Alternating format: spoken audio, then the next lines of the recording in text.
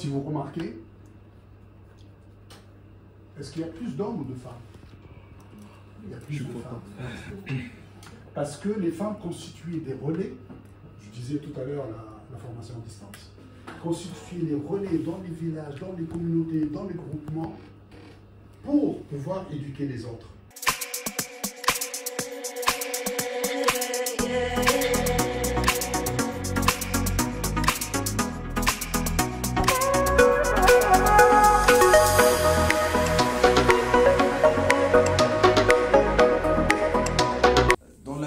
De la semaine d'intégration organisée par le ministère de l'Intérieur, par l'OFI en France, nous on pense vraiment que l'intégration c'est l'affaire de l'année, pour ne pas dire, c'est une affaire tout au long de la vie. Donc, comme vous avez organisé une formation aujourd'hui avec les formateurs de FID, est-ce que vous pouvez nous faire un bilan? Très bien.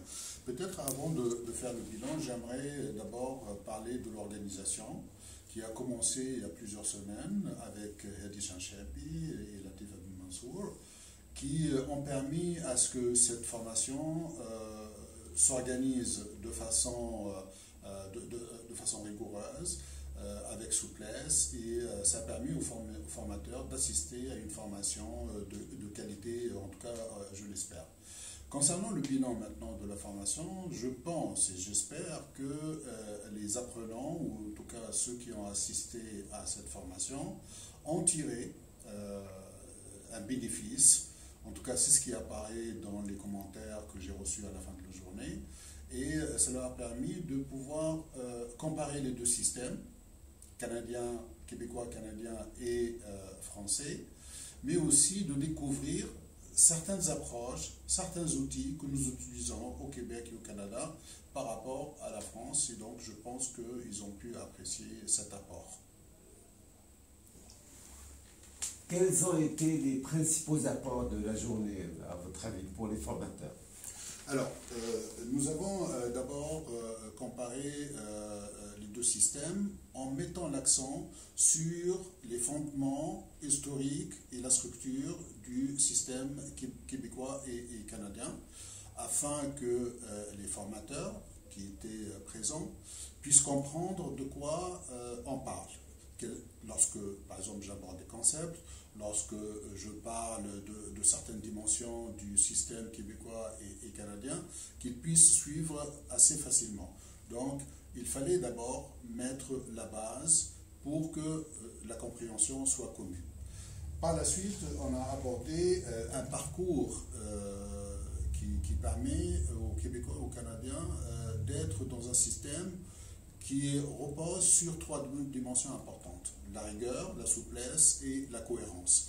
Et ce parcours permet à un apprenant au Québec de pouvoir passer de la formation générale à la formation professionnelle, mais aussi à une formation qu'on appelle formation concomitante, où il peut cumuler les deux, à savoir une diplomation et une qualification destinée à la formation professionnelle, et une autre qualification, un autre parcours menant vers la diplomation. Par la suite, on a pu aborder, fait des constats par rapport à la formation des adultes avant d'aborder la formation à distance concernant l'alphabétisation.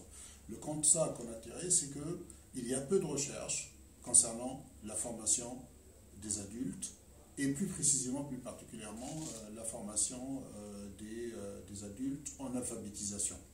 Et donc ce constat leur permet de voir qu'il y a beaucoup de choses à développer, à venir, et qu'ils sont engagés eux-mêmes à participer à ce développement par l'intégration du numérique dans leur pratique, ce qui est très important à souligner.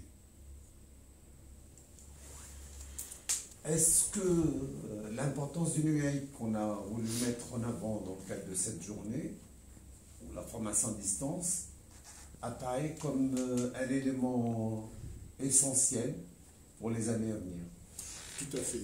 Nous sommes engagés dans le numérique d'une façon importante pour les années à venir. Ça va s'accélérer et on ne peut pas y échapper. Et je pense sensibiliser les formateurs de FID à ce phénomène-là, c'est leur rendre service et surtout leur permettre de connaître la réalité que nous vivons et les réalités qui sont en train de s'installer. Un environnement qui va changer de façon rapide, de façon gigantesque, et donc il faut qu'ils s'engagent dans cette intégration dès maintenant.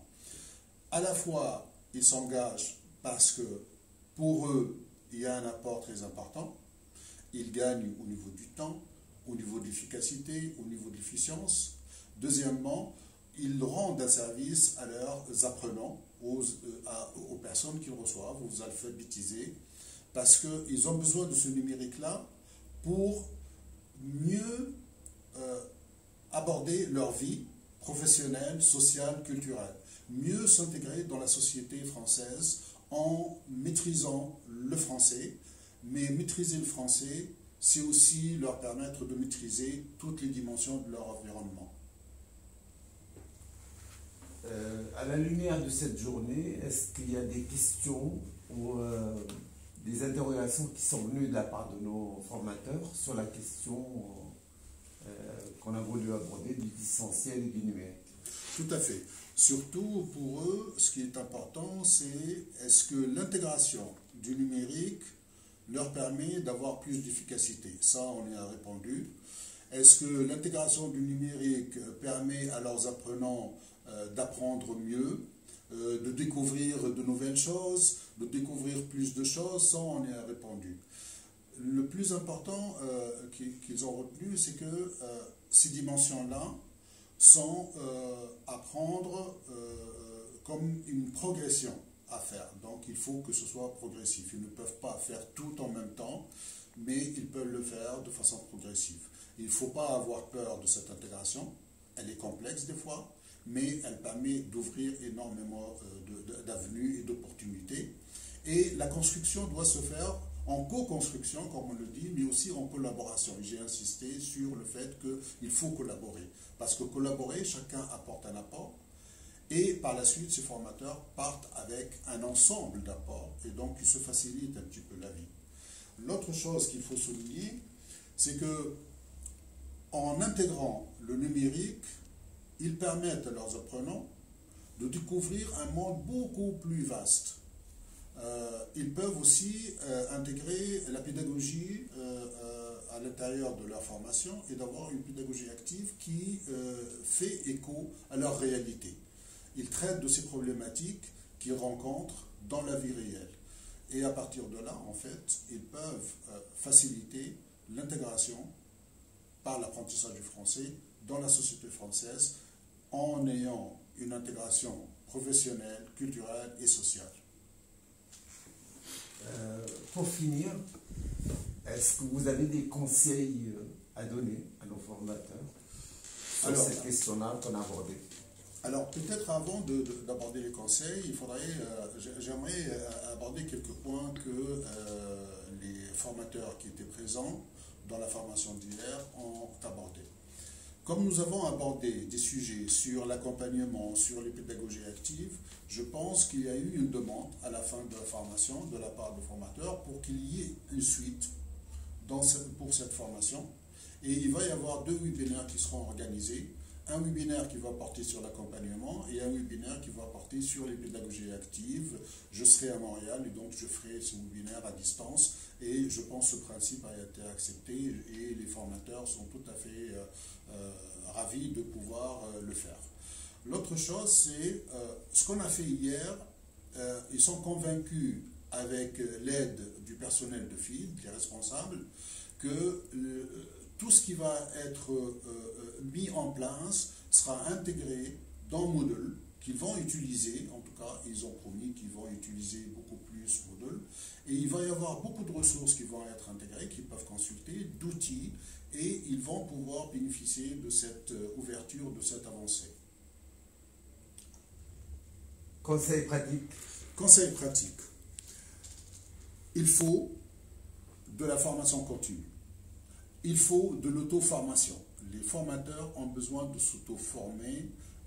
FID peut fournir bien sûr des éléments, mais c'est au formateur de se prendre en charge, de s'auto-former et de pouvoir collaborer. Ça, c'est les conseils de base qu'il faut faire.